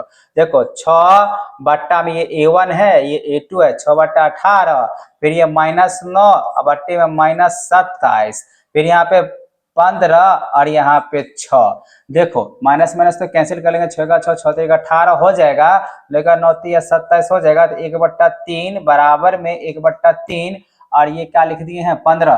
तो 15 में अगर मान लीजिए 6, ये तो नॉट इक्वल हो गए ना भैया, तो 15/6 अगर हुआ बार, अगर लास्ट में कंपेयर करना हम लोग जानते हैं, लास्ट में अगर नहीं बराबर होता है ना तो उसका कोई सोल्यूशन नहीं होता है, ठीक है, कोई हल नहीं होगा। सी का अगर बात करें तो कंपेयरिंग जो अनुपात होता है वो आप लोग देखिएगा, ठीक है, दूसरा चैप्टर तीसरा चैप्टर में है हम लोग समीकरण, जो रेखिक समीकरण जो 2 चर वाले सीखे हैं ना, उसमें एक बॉक्स बना के एनसीईआरटी में दिया हुआ है, जब लास्ट में अगर बराबर नहीं होता है उसका कोई हल नहीं निकलता है, ठीक है, तो ऐसा ही अभी निकला है। तो 23 का क्या हो जाएगा सी। 24 पे आते हैं, 24 नंबर क्वेश्चन क्या बोला गया, रेखिक समीकरण y बराबर में अगर दिया हुआ है x तो आलेख निम्नलिखित में से किस बिंदु से होकर गुजरती है। सिंपल सी बात है, एगो यहाँ पे है नेगेटिव, दूसरा है पॉजिटिव, एगो है पॉजिटिव एगो है नेगेटिव, यहाँ पे है दोनों पॉजिटिव, लेकिन दोनों एगो है इनिशियल पे और एगो बोला गया यहाँ पे लगभग में यहाँ पे, ये तो एक्सेस से गुजर के जाएगा, ठीक है ना। अब डी अगर देखा जाए तो डी बोला गया, अगर मान के चलो यहाँ पे अगर x का वैल्यू 2 है तो y का वैल्यू कितना बोला गया 2 है, ठीक है ना। तो किस बिंदु से होकर गुजरती है रेखिक समीकरण बराबर में, तो सीधी बात ऐसे करके y बराबर में x हो जाएगा, ठीक है ना, ये दोनों बराबर चल रहा है। तो मेरे हिसाब से यहाँ पे 24 का अगर बात करें बच्चा, सीधा सीधा क्या लगा दो, डी लगा दो, ठीक है। चलो अगला प्रश्न पे चलते हैं, 25 नंबर बोला गया यहाँ पे यदि समानांतर श्रेणी का nवां पद 3n + 8 है तो उसका समांतर कितना होगा, ठीक है। nth टर्म की अगर बातें कर दिया जाए, एपी का अगर दिया हुआ, देखो an पहले ऐसे करके लिखो और 3n प्लस में क्या लिखा हुआ है 8, मान के चलो यहाँ पे n के वैल्यू अगर एक बार पहला टर्म निकालते हैं a1 की साथ से, तो 3 अगुने 1, तो यहाँ पे क्या बनेगा 3 ये बनेगा ना, प्लस में 8। चलो ठीक है, तो पहला जो टर्म के हिसाब से बात करें 3 + 8, तो वैसे कितना बन जा रहा है भैया 11। अब दो रख के देखते हैं, ठीक है ना, अगर ये पहला हुआ a1 अब a2 अगर निकाल के देखते हैं, इसी समीकरण पे रखो 3n प्लस में यहाँ पे 8, तो यहाँ पे 3 अगुने 2 प्लस में 8, तो 3 दूना कितना हो जाएगा 6 प्लस कितना हो जाएगा 8, 8 6 कितना हुआ 14। ये क्या है बच्चा a2। अच्छा सर्वांतर हम लोग जो d निकालते हैं वो d निकालने के तरीका क्या है, जो a2 - a1 कर सकते हैं, तो यहाँ पे a2 निकाले हैं 14 और a1 जो निकाले हैं वो 11, तो सर्वांतर जो है यहाँ पे d से हम लोग डिनोट करते हैं। तो यहाँ पे जो मुझे नजर आ रहा है वो नजर आ रहा है d का वैल्यू 3 निकला मुझे, ठीक है ना। तो अब बताओ इसमें से ऑप्शंस कहाँ नजर आ रहा है a, तो यहाँ पे ऑप्शंस हो जाएगा a। बात समझ में आ रही बच्चों, बात समझ में आ रहा है ना, कहाँ तक आप लोग पहुंचे हैं, कहीं पे अगर प्रॉब्लम है तो आप मुझे कमेंट कर सकते हैं। थोड़ा सा टाइम तो लगेगा भैया, टाइम लगेगा, क्योंकि ये मैथमेटिक्स के क्वेश्चन तो मुझे सॉल्व करके बताना होगा। सीधा सीधा अगर टिक लगा देंगे तो फिर आप लोग बोलिएगा सर टिक नहीं, मुझे जवाब चाहिए क्यों और कैसे का। तो चलिए थोड़ा सा देखते हैं कितना टाइम लग जाता है आज। अब अलग यहाँ पे 26 नंबर क्वेश्चन में समानांतर श्रेणी इतना इतना का कौन सा पद 0 होगा। बहुत सिंपल है, आप मान के चलो यहाँ पे इस तरीके से, तो अब an equals to a plus यहाँ पे n - 1, ये d वाले फॉर्मूला होता है, a के जगह पे रखो 81, ठीक है, n बात चल रहा है यहाँ पे तो प्लस तो रखना पड़ेगा ना, प्लस n का na रखो -1 और इसके जगह पर 0 आ जाएगा क्योंकि ऐसा है। और यहाँ पे 72 में से अगर 81 की अगर बात कर लेते हैं तो लगभग में 9, ठीक है ना, तो -9 ऐसे करके चलते हैं। तो 81 माइनस के साथ मल्टीप्लाई करें तो -9 और ये हो जाएगा +9। तो लगभग में बच्चा यहाँ पे जो मुझे नजर आ रहा है 90 और -9n बराबर में 0, तो मेरे हिसाब से -9 और यहाँ पे -9n, तो 9 दहे मतलब 90 हो जाता है। तो n के बराबर में हो जाएगा 10, तो 10वां वैल्यू, ठीक है ना। यहाँ पे डी ऑप्शन हो जाएगा, दिख रहा है ना डी, ऐसे करके आप लोग बना लेना, ठीक है, समझ में आ रहा है। तो यहाँ पे हो जाएगा डी वाले ऑप्शन। चलो अगला प्रश्न पे आते हैं, 26 नंबर, तो हो गया 27 पे। बोला गया if the 11 term, sorry English में नहीं हिंदी में पढ़ना है मुझे, यदि एपी का बोला गया यहाँ पे जो 17वां पद और 11वां पद, ठीक है ना, एपी का 17वां पद और 11वां पद के हिसाब से बोला गया जो 36 अधिक है तो सर्वांतर का मान निकालें। तो वैसे बच्चों यहाँ हम इक्वेशन दे देते हैं, आप लोग सॉल्व कर लेना। लिखा यहाँ पे यदि एपी का, ठीक है ना, जो 17वां टर्म है तो ए 17 टर्म, ऐसे बोला गया यहाँ पे इज मतलब बराबर हो 36 ज्यादा है 11वें टर्म से, तो 11 और प्लस में यहाँ पे कर देना 36। चलो तो बनाइए देते हैं, तो यहाँ पे a प्लस हो जाएगा 16d और बराबर में a प्लस हो जाएगा 10d और प्लस में हो जाएगा 36। अब यहाँ पे a से a कैंसिल और 10d यहाँ 16d है तो यहाँ बचेगा 6d और यहाँ बनेगा 36d, मतलब d का वैल्यू हो जाएगा सीधा सीधा 6। ऑप्शन है बी, ठीक है। तो 27 का बच्चा क्या हो जाएगा यहाँ पे आंसर बी हो जाएगा, बी बी बी, ठीक है। तो बी लगा दो, यहाँ पे 6 है, समझ में आ गया होगा। चलो अगला प्रश्न पे चलते हैं। 28 नंबर बोला गया यहाँ पे 1 + 3 + 5 + n पद तक जा रहा है, तो यहाँ पे कौन सा क्या अप टू n टर्म्स तक जाएगा। चलो ठीक है, कोई दिक्कत नहीं है। अगर n टर्म्स तक पूछ रहे हैं, बस सम की बात तो है नहीं, तो a + n - 1 वाला ही फॉर्मूला अप्लाई लेके चलते चले जाओ, ठीक है। इसको ऐसे रहने दो, इसमें कोई दिक्कत है नहीं, n टर्म तक ही पूछ रहा है। अब एज हो जाएगा 1 प्लस n का n रहने दो, d कितना है 3 में से अगर 1 चला गया तो बचेगा आपके पास 2 बचेगा, तो 1 प्लस यहाँ पे इसको मल्टीप्लाई करते हैं 2n - 2, तो क्या हो गया भैया, तो यहाँ पे 2n अब माइनस में हो जाएगा 1, मेरा तो ऐसे कुछ आ गया है। कितना का डिफरेंस है, 2 का डिफरेंस है यहाँ पे, ए तो हम लोग 1 ही लेने वाले हैं, ठीक है। n पद के हिसाब से बातें कर रहा है, तो n पद के हिसाब से अगर यहाँ पे चलते हैं तो यही होगा n square, n n n n, तो d ने रखे हैं यहाँ पे a d, तो d इतना है, तो n पद तक की बात चल रहा है, ठीक है। तो n पद तक की अगर बात चल रहा है तो 2n - 1 हो गया, यहाँ पे an, तो अगर n रखेंगे तो n स्क्वायर, और फिर यहाँ पे n तो चलने वाला है नहीं, 1 ही होना चाहिए, 1 1 से कैंसिल 2। यहाँ पे सम की बातें जब बोल रहा है अप टू n टर्म्स, अगर अप टू n टर्म्स की अगर बातें चलते हैं यहाँ पे, तो कहां तक जा सकते हैं इसका, तो a तो हो जाएगा यहाँ पे आपका कितना हो जाएगा 1, d की अगर बात करें तो हो जाएगा 3 में से अगर मान लीजिए हम 1 को माइनस करते हैं तो हो जाता है 2, तो क्या किया जाए यहाँ पे 1 + 3 + 5 प्लस यहाँ पे अप टू n टर्म्स तक की बातें चल रहा है। अच्छा यहाँ पे बच्चों ये सम चल रहा है, ठीक है ना, प्लस प्लस प्लस, तो यहाँ पे n टर्म वाला तो आंसर मेरे को आया नहीं, तो मैं यहाँ पे एक बार ट्राई कर लेता हूं। अगर मान लीजिए सम के हिसाब से अगर चलते हैं तो फॉर्मूला होता है ना n/2 फिर 2a अब प्लस में यहाँ पे क्या बनेगा n - 1 और d, ये वाले फॉर्मूला लगा देखते हैं क्या होने वाला है। अब n का तो n रहने वाला है, क्योंकि यहाँ पे अप टू मतलब n पद तक की बातें चला रहा है। अब यहाँ पे n/2, तो 2 × a, एक जगह पे रख देना है आपको एक, n तो उस तरीके से नहीं, ऐसे करके देख लेते हैं 1, और d जो हो जाएगा वो 3 में से अगर एक गया तो हो जाएगा 2। चलो अब यहाँ पे देख लेते हैं n/2 और 2 और प्लस में इसको इससे गुना किया जाए 2n और माइनस हो जाएगा 2, ठीक है।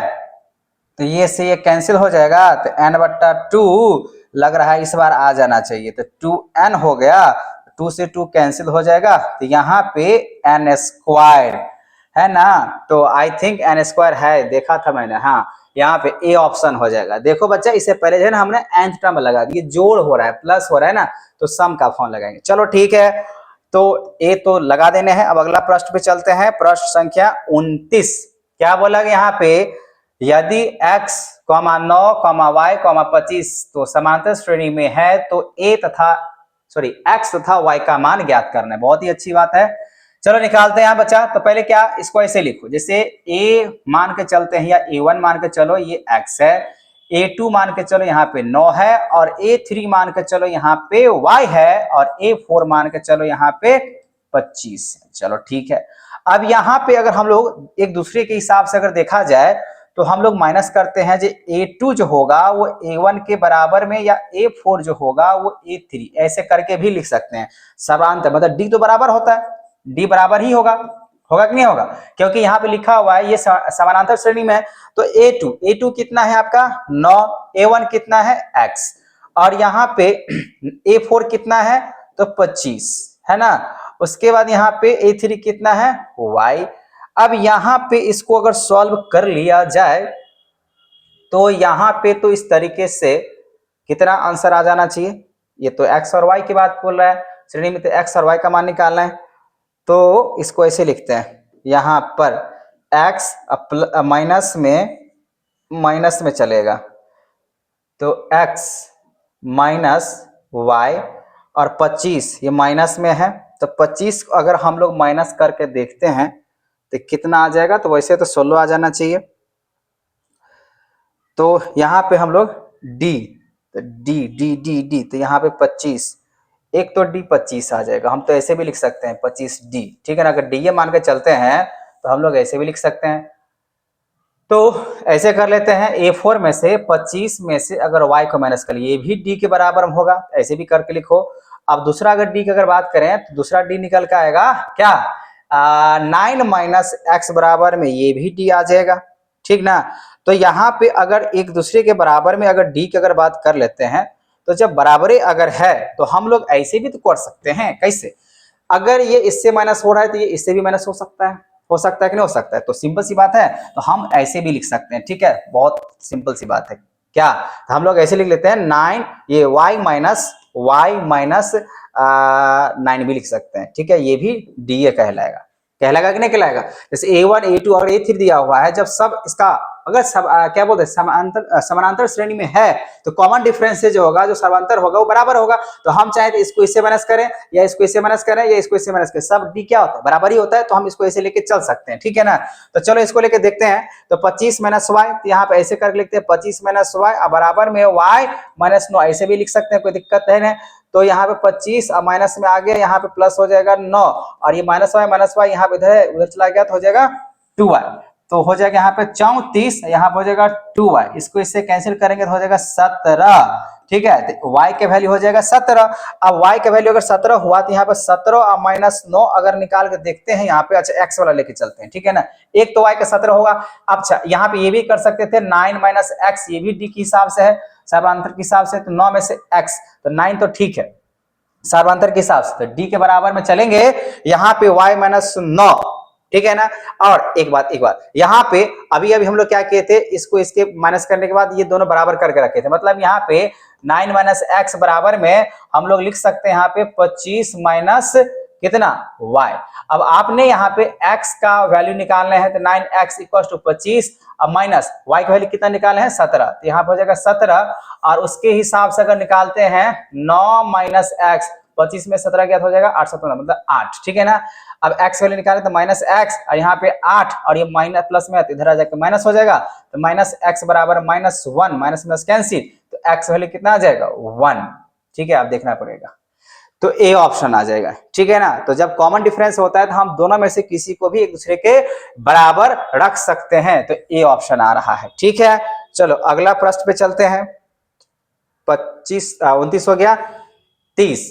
तो बोला कि यहाँ पे यदि समानांतर श्रेणी के n पदों का योग Sn है तो nवां पद क्या होगा, अंतिम जो पद होगा उसके हिसाब से अगर चलते हैं तो क्या होना चाहिए। तो सीधा सीधा बात, इसका फॉर्मूला हम लोग को यहाँ पे करना पड़ेगा, तो इतना ही पे लेके चलते हैं सीधा। ये वाला अगर बात करें, ये पदों का योग Sn, और nवां पद जो होगा वो इस तरीके से चलता है, ठीक है।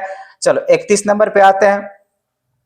बोला कि यहाँ पे समानांतर श्रेणी के रूट 7, रूट 28 और रूट 63 है, तो अगला पद क्या होगा। तो आपको क्या करना है, हम यहाँ बात बता देते हैं, थोड़ा टाइम लग रहा है। आपको क्या करना होगा, पहले कॉमन डिफरेंस निकाल लेना है। तो इसका कॉमन डिफरेंस इसमें से माइनस करके, इसमें से माइनस करके जो भी आएगा ना, उसमें कितना पद है, पहला दूसरा तीसरा है, चौथा पद निकालने के लिए क्या करना पड़ेगा, अच्छा पहला दूसरा तीसरा है, चौथा पद निकालने के लिए a प्लस क्या कर देना है 3d कर देना है, आपको अगला पद निकल के आ जाएगा। तो आप लोग पहले इसके बीच में समांतर निकाले, जैसे रूट 28 है तो आप इसको कैसे निकालिएगा, 28 को तोड़ लो, यहाँ पे 2 से 14 और 2 से लगाएंगे 7, तो 2 2 का पेयर बन रहा है तो 2 रूट हो जाएगा यहाँ पे 7, ठीक है। और ये रूट 63 है, ठीक है। आप मान लीजिए इसी में से इसको अगर माइनस अगर करके चलते हैं रूट 7 के हिसाब से तो बचेगा कितना, 1 बचेगा, तो रूट 7 हो गया। तो आप यहाँ पे रख लो, यहाँ पे ए की जगह पे बनेगा कितना 7 और प्लस में 3 इंटू हो जाएगा यहाँ पे डी, तो डी कितना निकला रूट 7। तो यहाँ पे ये क्या लिखे है, रूट 7 है ना भैया एक जगह पे, तो एक जगह पे रूट 7, तो रूट 7, तो यहाँ पे रूट 7 और प्लस में निकल गया 3 रूट 7। तो आप चाहो तो इसको तोड़ सकते हो और तब पता कर सकते हो कि कितना आएगा, ठीक है ना। तो इस हिसाब से आप लिख सकते हो। तो यहाँ पे कितना आ जाना चाहिए रूट 7, ठीक है। अगला पद 1 2 3, तो रूट 7 ही इसका निकल के आना चाहिए, इसका तो 2 रूट 7 हुआ, ठीक है। यहाँ पे रूट 7 हुआ। अब इसमें से इसको माइनस करते हैं तो हो जाता है डी मेरा रूट 7, ठीक है। इसमें आते हैं 63 है, इसको अगर हम लोग लगाते हैं 3 से तो यहाँ बनेगा 21, यहाँ पे 3 से लगाते हैं तो 7, तो 3 यहाँ पे है तो 3 रूट 7, तो बात तो बराबर है। तो ये तो निकल कर आ रहा है डी। अब मुझे अगला पद निकालना है, तो इसमें जो दिख रहा है ए, फिर A2 A3 ऐसे करके।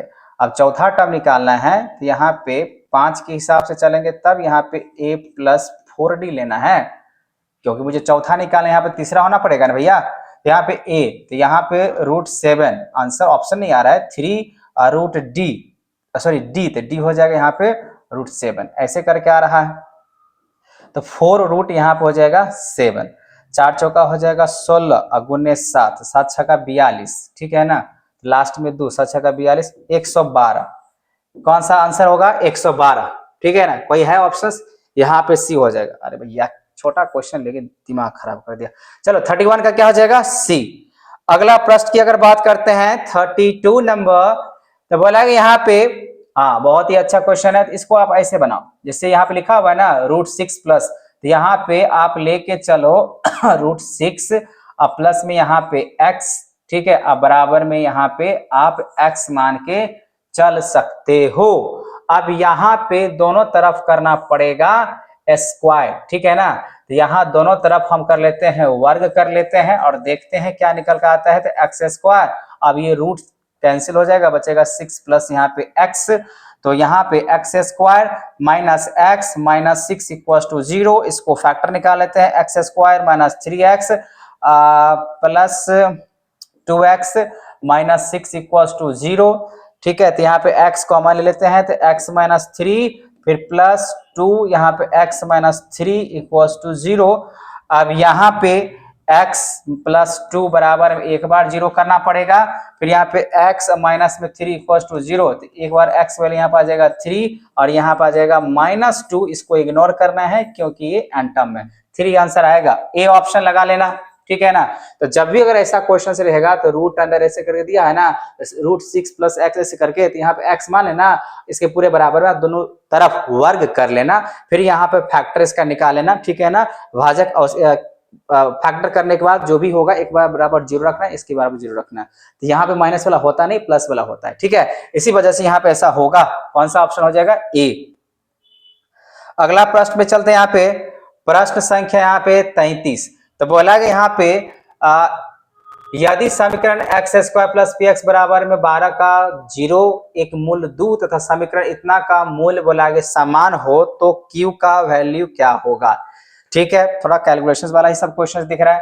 तो अगर मान के चलिए एक्स स्क्वायर है, तो अगर एक्स के जगह पर अगर 2 रखते हैं तो 2 का स्क्वायर प्लस पी यहाँ पे 2 अब प्लस में यहाँ 12 बराबर में 0, तो यहाँ पे बनेगा 4 प्लस बनेगा 2p अब प्लस में बनेगा यहाँ पे 12 इक्वल टू 0। तो 12 में से 4 क्या बचेगा 8, तो 2p बराबर में यहाँ पे 12 सॉरी यहाँ पे 12 प्लस 4 हो जाएगा 16, इधर आके हो जाएगा 16। इसको कटा लेते हैं तो p का वैल्यू कितना निकल के आया -8। चलो p के वैल्यू तो -8 आ गया।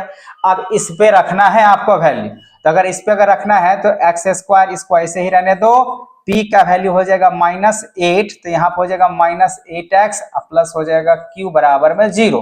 तो हम लोग को d का फॉर्मूला मालूम है ना, तो b स्क्वायर माइनस यहाँ बनेगा 4ac, और ये d बोला गया 0 के बराबर में है, तो b कितना होगा यहाँ पे -8, तो -8 का स्क्वायर -4 इंटू a तो हो जाएगा 1 इंटू c, तो यहाँ हो जाएगा q, ठीक है, बराबर में 0। तो 8 का स्क्वायर बनेगा यहाँ पे 64, यहाँ बनेगा 4q, तो 64 यहाँ पे लेके चला गया और -4 इधर ही चला गया, तो कट के लगा, तो बच्चा 16 चौका 64। तो देखो भैया q का वैल्यू क्या 16 है, बिल्कुल है, ये डी वाला ऑप्शन लग जाएगा, ठीक है, डी ऑप्शन लग जाएगा। ठीक है बच्चों, चलो अगला प्रश्न पे चलते हैं, प्रश्न संख्या 34।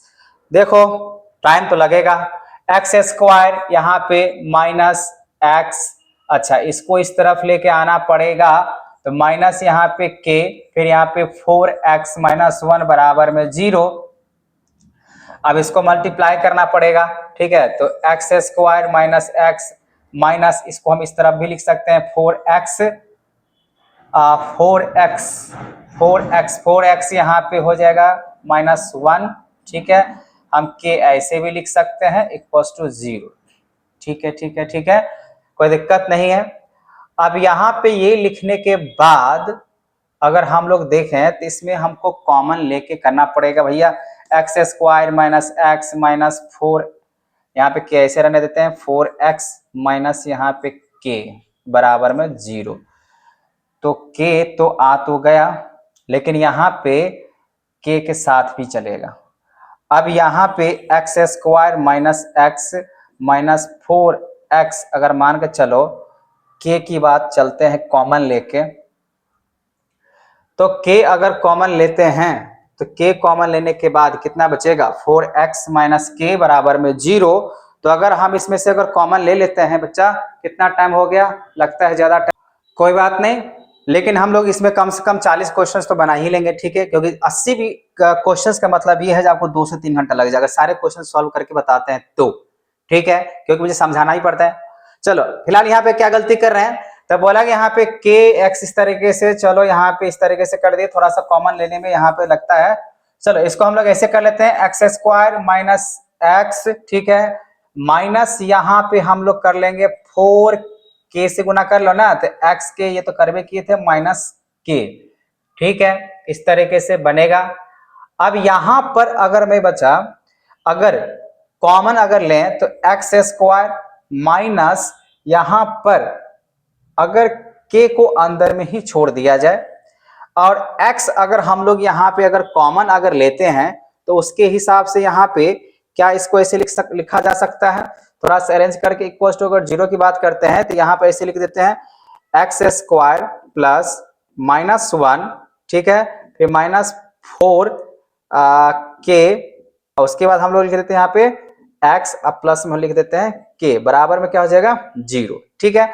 अब यहाँ पे a का जो वैल्यू होगा वो a का वैल्यू कितना हो जाएगा, तो इसके पीछे कुछ भी नहीं लगा हुआ तो 1 हो जाएगा, ठीक है ना।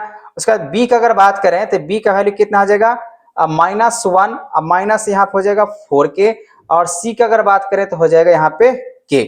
और हम लोग को यहाँ पे अगर देखा जाए तो बोला कि यदि समीकरण एक्स स्क्वायर इतना का मूलों का योग 0 है, ठीक है ना, तो अल्फा प्लस बीटा ऐसे करके चलते हैं ना, तो यहाँ पे मूलों का योग अगर बोला गया यहाँ पे 0 है, तो हम लोग यहाँ पे क्या करते हैं, इसका फॉर्मूला क्या बनता है -b/a बनता है ना, तो बराबर में 0 रख लेना है।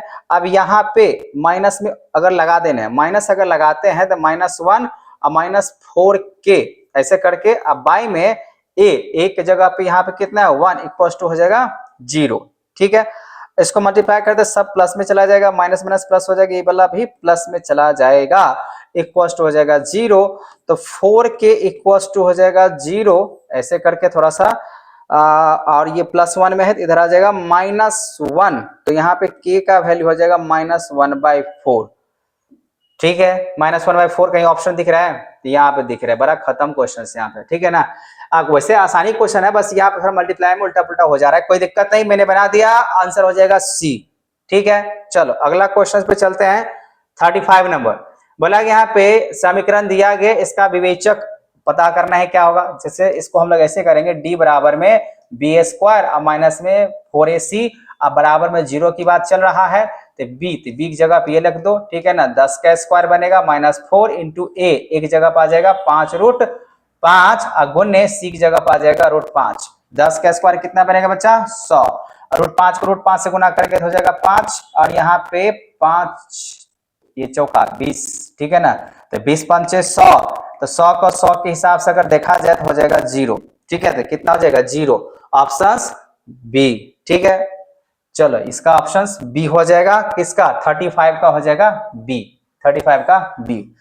चलो अगला प्रश्न पे आते हैं। यहाँ पे बोला कि यहाँ पे यदि समीकरण ax square plus B X plus C equal to 0, तो मूल साइन थीटा तथा कॉस थीटा तो बी स्क्वायर का मुझे वैल्यू पता करना है।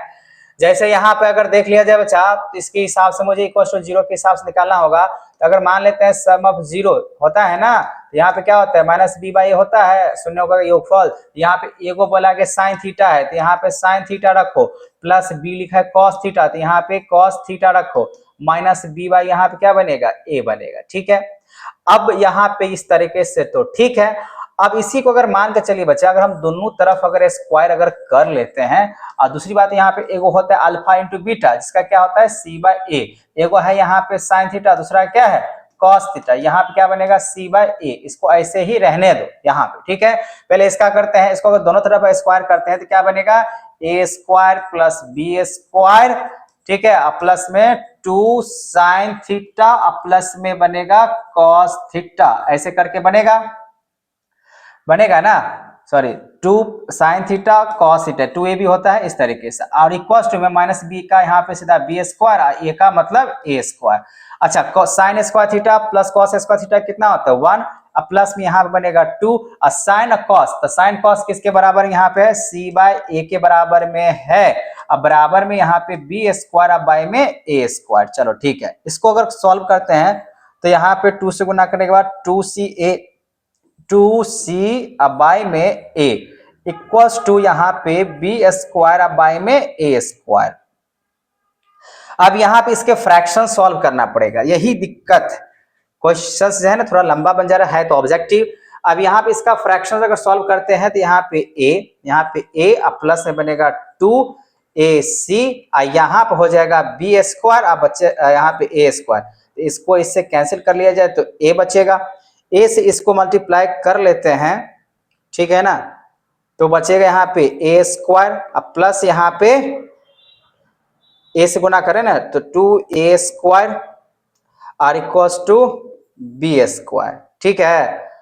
अब यहाँ पर इस तरीके से ही बचा है, तो क्या हो जाना चाहिए, इसमें से कोई ऑप्शंस नजर आ रहा है 36 की अगर बातें करें 36 का, तो a स्क्वायर प्लस में यहाँ पे 2a स्क्वायर c ये भी बचेगा, ठीक है। अच्छा यहाँ पे ये कैंसिल हो चुका है, यहाँ पे एक के a बचा हुआ है, यहाँ पे 2c है, ठीक है ठीक है ठीक है ठीक है। तो मुझे तो नजर आ रहा है यहाँ पे थोड़ा सा कैलकुलेशंस करने के बाद a स्क्वायर प्लस 2ac, मतलब मुझे लग रहा है ऑप्शन जो है यहाँ पे ये हो जाएगा a, ठीक है, थोड़ा सा मिस्टेक हो यहाँ पे, लेकिन a इतना आंसर आ गया था। तो आप लोग भी ऐसे करना, sine theta plus cos theta equals to minus C by A था, ठीक है ना, तो वहाँ माइनस बी बाय ए, तो वहां पे हम लोग रख देंगे b बाय ए और दोनों तरफ स्क्वायर कर लेंगे, फिर अल्फा इंटू बीटा होता है तो sine theta into cos theta कर लेना है, सी बाय ए और सी बाय ए की जगह पे इसके वैल्यू पुट कर लेने, आंसर आ जाएगा, ठीक है। चलो अगला क्वेश्चन पे चलते हैं। यहाँ पे क्वेश्चन अगर बात करें यहाँ पे 37 नंबर, तो बोला कि यहाँ पे यदि समीकरण इतना दिया गया है तो मूल, तो बात सिंपल सी है, यहाँ पे क्या करो पहले अगर 3 अगर मान लेते कॉमन अगर ले लेते हैं, 3 यहाँ पे अगर ऐसे करके लिख लिया जाए या तीनों भाग दे दो, ठीक है ना, इधर भी 3 से भाग दे दो, इधर भी 3 से भाग दे दो, इसको भी 3 से भाग दे दो, तो यहाँ पे 3, फिर यहाँ पे x प्लस 2 का पावर 2 माइनस 6 बराबर में 0, यहाँ पे 3 से अगर भाग दे दे, इधर भी 3 से भाग दे दे, इधर भी 3 से भाग दे दे, इससे ये कैंसिल हो जाएगा, यहाँ पे हो जाएगा 2, तो यहाँ पे x प्लस 2 का यहाँ पे होल स्क्वायर माइनस 2 बराबर में 0, तो यहाँ पे एक्स स्क्वायर प्लस में बी स्क्वायर मतलब 4, अब प्लस में हो जाएगा 2 2 जा 4, 2 2 जा 4x अब माइनस में 2 बराबर में 0, तो यहाँ पे एक्स स्क्वायर प्लस में 4x अब प्लस में हो जाएगा 2 होगा ना, और हो जाएगा यहाँ पे 0।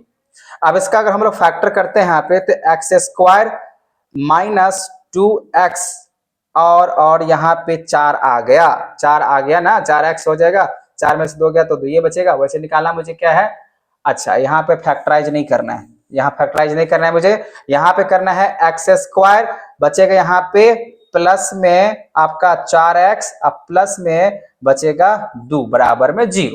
अब मुझे बोला कि इसका वैल्यू निकालना है। देखो अब अल्फा का वैल्यू अगर बात करें, अल्फा 1/अल्फा प्लस 1/बीटा, तो हम इसका अगर जीरोस की अगर बात करें ऐसे सम ऑफ जीरो, तो अल्फा प्लस बीटा अगर हम लोग लेके चलते हैं तो माइनस b/a, तो यहाँ पे माइनस बी, तो बी की जगह -4 और a की जगह पे लिखेंगे 1, तो कोई दिक्कत नहीं है, अल्फा प्लस बीटा ऐसे होगा।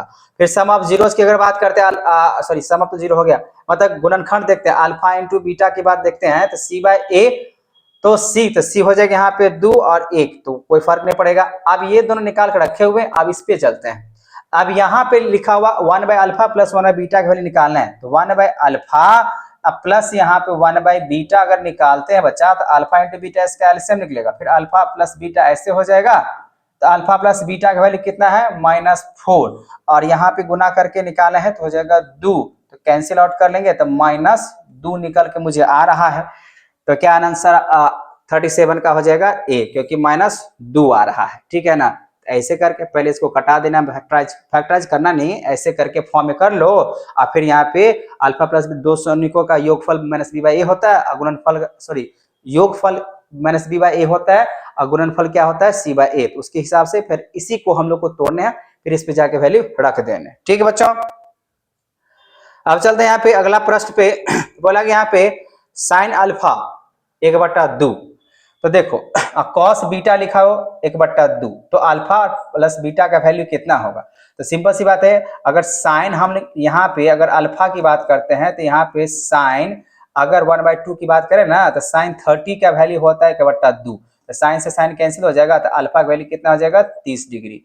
फिर यहाँ पे कॉस बीटा की अगर बात करें, तो यहाँ पे 1/2 लिखा हुआ है, तो यहाँ पे कॉस 60 डिग्री की अगर बात करें तो 1/2 होता है, कॉस से कॉस कैंसिल हो जाएगा, तो बीटा का हो जाएगा 60, तो अल्फा 30 है और बीटा अगर 60 है, तो यहाँ पे 30 और प्लस अगर 60 करते हैं तो कितना हो जाता है 90, इसी वजह से यहाँ पे 38 का हो जाएगा ए ऑप्शन, 90 हो जाएगा, ठीक है। चलो अब चलते हैं अगला प्रश्न पे, 39 नंबर प्रश्न पे अगर बात करें, तो यहाँ पे देखो ये कॉसेक 77 और tan 13 की बातें चल रहा है, तो कॉसेक को अगर बच्चा अगर ध्यान से देखा जाए, तो हम यहाँ पे स्क्वायर में लिखा है, इसको हम कॉसेक, तो इसका हम लिख सकते हैं सेक का, ठीक है ना, सेक स्क्वायर का कितना 13 लिख सकते हैं, माइनस अब tan की अगर बात करें, तो tan भी अगर देखा जाए तो हो जाएगा tan 13 को ऐसे रहने दो, tan स्क्वायर 13, अब प्लस में 1 है, इसका मतलब ये हुआ sec square minus tan square 13 की अगर बातें करें, तो सेक स्क्वायर और माइनस tan स्क्वायर, तो सेक स्क्वायर और माइनस tan स्क्वायर की अगर बातें करते हैं, तो ये जो होगा वो किसके बराबर होता है सेक स्क्वायर, ठीक है, किसके बराबर होगा, तो यहाँ पे अगर हम लोग इसको लिखना अगर चाहें तो लिख सकते हैं कितना 1 के बराबर, है ना, tan को अगर लिखते हैं tan, यहाँ तो सेक तो लिख सकते हैं, सेक माइनस tan कहीं कुछ फॉर्मूला बन सकता है, सेक माइनस tan बिल्कुल बन सकता है, 1 + 1 तो कितना हो जाएगा 2 होता है, ठीक है, कितना हो जाएगा 2 ऑप्शन है, बिल्कुल है तो डे लग जाएगा, ठीक है, तो सेक 13 माइनस, इसको हमने चेंज कर लिया, कॉम्प्लीमेंट्री एंगल जो होता है ना पूरक के हिसाब से उस। अब अगला प्रश्न की अगर बात करें 40 नंबर, तो बोला कि यहाँ पे यदि दिया गया यहाँ पे a बराबर b और बराबर 45, तो साइन अल्फा, मतलब सिंपल सी बात है, साइन ए एक जगह पर रखो 45 डिग्री और प्लस साइन बी की जगह पर रखो यहाँ पे भी 45 डिग्री, ठीक है, साइन बी के जगह पे भी 45 डिग्री, तो इसका वैल्यू साइन 45 डिग्री वैल्यू कितना होता है, तो 1/√2 और प्लस में भी यहाँ भी 1/√2, साइन 45 डिग्री का वैल्यू कितना होता है भैया, तो 1/√2, इसका अगर एलसीएम निकालते हैं तो √2 और प्लस में 1 कर लेते हैं तो 2 बचेगा √2, लेकिन ये आंसर नहीं होता है, इसको क्या करना पड़ेगा रैशनलाइज करो, परमीकरण करो, तो √2 में √2, तो यहाँ पे 2√2 और बट्टे में 2, इसको कैंसिल कर लेंगे तो बनेगा √2, तो ऑप्शंस देख लो कौन सा है, √2 ऑप्शन है बी। ठीक है बच्चों, वीडियो थोड़ा सा लंबा बन रहा है और अभी तक 40 क्वेश्चंस हुआ है तो थोड़ा सा टाइम तो लगेगा।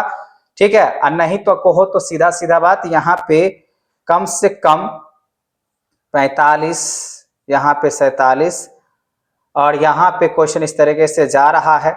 ठीक है, कम से कम 50 तक भी अगर बना दे तो फिर भी आपको टाइम लग जाएगा। तो हम ऐसा करते हैं, पार्ट 1 पार्ट 2 के हिसाब से वीडियो बना के आपको हम देते हैं। फिलहाल आपको यहीं तक इस वीडियो में देखना होगा, 40 तक क्वेश्चन, वीडियो लंबा बन रहा है।